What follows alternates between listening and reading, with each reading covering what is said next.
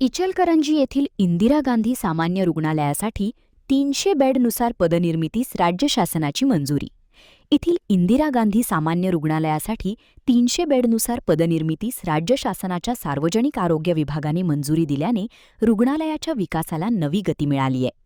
आमदार राहुल आवाडे यांच्या पाठपुराव्यातून झालेल्या या निर्णयामुळे आरोग्य सेवांमध्ये सुधारणा होणार असून आधुनिक सुविधा आणि पुरेसे मनुष्यबळ उपलब्ध होण्यास मदत होणार आहे. महान कार्य न्यूजसाठी सुभाष भस्मे, इचलकरंजी. नमस्कार. आज इचलकरंजी विधानसभा मतदारसंघासाठी एक अतिशय आनंदाचा दिवस. महाराष्ट्राचे मुख्यमंत्री माननीय देवेंद्रजी फडणवीस साहेब, त्याचबरोबर महाराष्ट्राचे उपमुख्यमंत्री एकनाथजी शिंदे साहेब, सुनेत्राताई पवार आणि कोल्हापूरचे आपले पालकमंत्री आणि आरोग्यमंत्री माननीय प्रकाश आंबेडकर साहेब यांचं सगळ्यांचं मी मनापासून आभार व्यक्त करेन. इचलकरंजीचा आपला आयजीएम हॉस्पिटल हे 300 बेडचं मंजूर होऊन बरेच वर्ष त्या ठिकाणी आहे.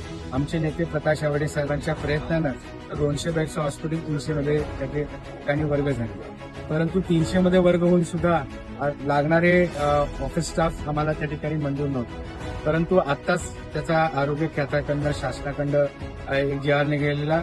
मागच्या मे महिन्यामध्ये मी ह्याच्याबद्दल आंबेडकर साहेबांच्या दालनामध्ये बैठक घेतलेली. त्याच्यामध्ये लागणारी पदं सुद्धा मी मागणी केलेली.